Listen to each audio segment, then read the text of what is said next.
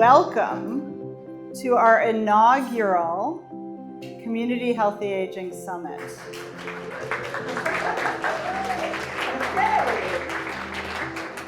This really is about our own personal health, our collective health, and even planetary health.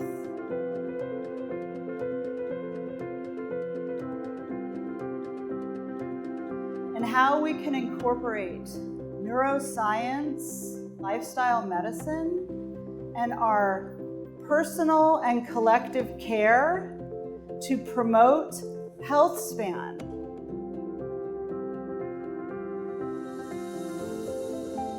And we want our health span and our lifespan and our brain span to be the same so that we can all age well.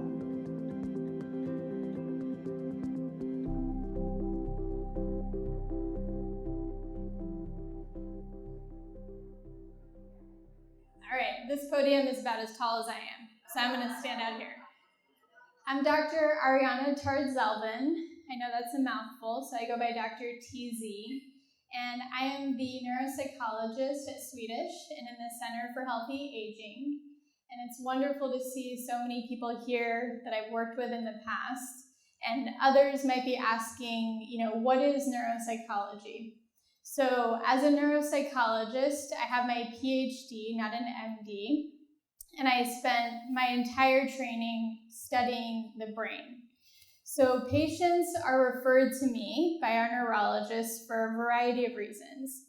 Sometimes they come without a diagnosis. We know that something is going on.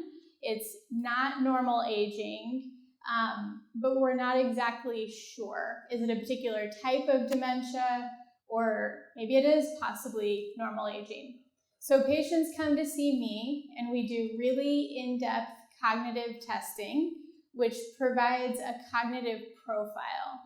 And sometimes I'm able to reassure patients that they're aging normally. So that really nice, beautiful line that Dr. Isenberg showed earlier.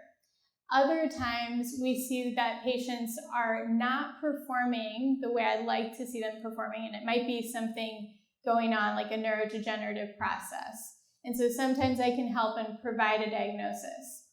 Other times we have a diagnosis, we already know what's going on with patients, but they come to me to answer some other big questions, like should they be driving?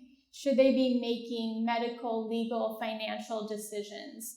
Are they cognitively intact to have that decisional capacity and make good logical decisions? And so sometimes my evaluations are centered around those questions. And then I also see patients for what we call cognitive rehabilitation, where I teach evidence-based strategies to improve cognitive functions like memory and attention to a degree, to help individuals just function a little bit better, a little bit safer in their day-to-day. And what I wanted to talk with you all about today is the concept of neuroplasticity. It's a remarkable trait that we have in our brain. It allows us to form and reorganize existing synaptic connections, or we can build new ones. And so sort of like Dr. Dotson was talking about with positive psychology, we can create these new pathways or strengthen existing ones. And that relies on the ability of neuroplasticity. So our brains can learn from experiences, and we can develop new pathways to help us and even improve our lives. And research shows that this ability continues well into adulthood. Is it optimized? Is it maximized in younger individuals? Yes. But does it exist throughout the lifespan? Yes. And so it's something that we can harness that can really improve our lives, whether it's, incorporating positive psychology, whether it's learning something new. So one of those really important pillars that Dr. Isenberg mentioned before, we learn a new language, a new exercise, a new skill. That's relying on this idea of neuroplasticity. So I'm going to show a short demonstration for neuroplasticity. I'm going to ask for a volunteer, actually. Could I get a volunteer? Could I see some hands? Deanna, I have a brave person here. Come on down.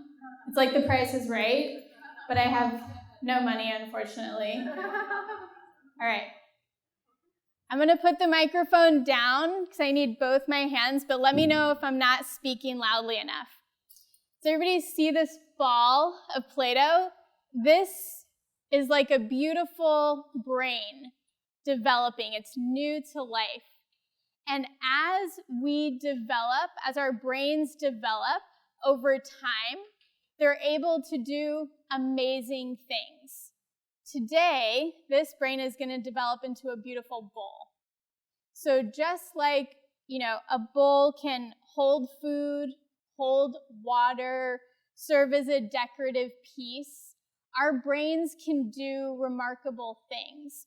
We can see, hear, learn things, develop higher cognitive abilities, have all of these thoughts. I want you guys to look at this beautiful bowl that I made, right? Doesn't that look nice? Could hold something.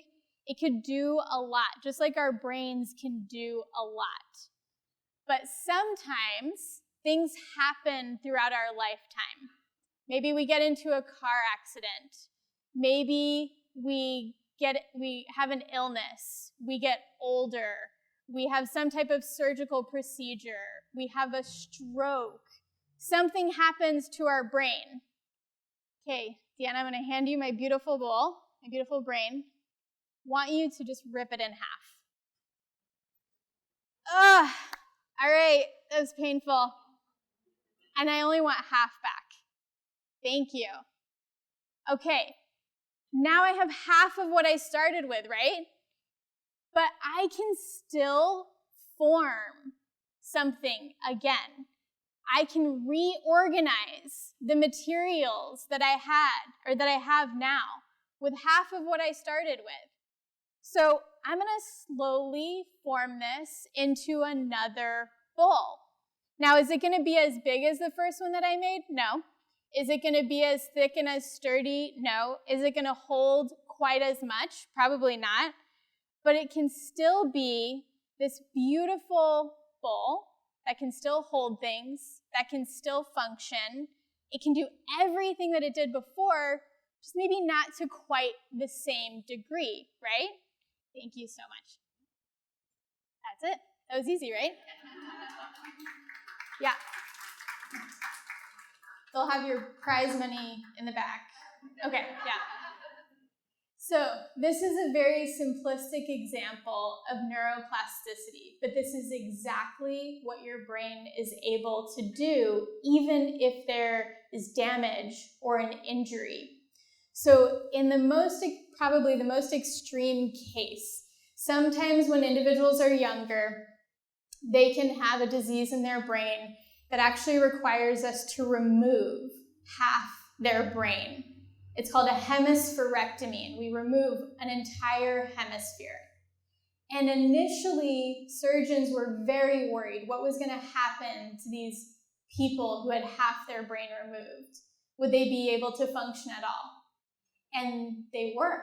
Their brains reorganized so that they were still able to read and write and speak and understand language and function in the world around them. And that is pretty extreme. That's like ripping this bowl in half and then trying to build a new bowl. So this ability, this level, or this neuroplasticity is something that exists within all of you for your whole life. And it just takes that regular commitment, like Dr. Dotson was saying, that you have to repeat or rehearse things. You have to allot a good amount or a meaningful period of time to them. You need to put the phone down.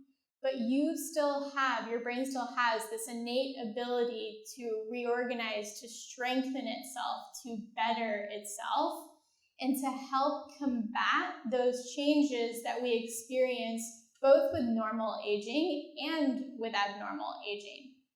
And so it's something to kind of remember. It's a tool in your toolbox.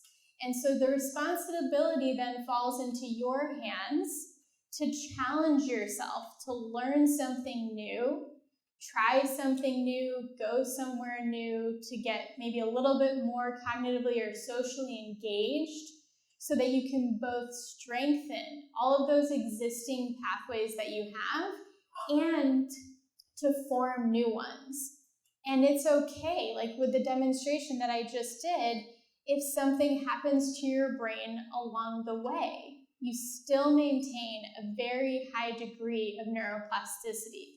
So maybe you have to learn how to do something differently. Maybe you have to come from a different direction, but you have that ability. And that will help to improve your aging over time and to improve the quality of your life. So that was just, a brief overview of neuroplasticity. So, and all of us are going to be sticking around today in case there are other questions, but thank you so much for your time.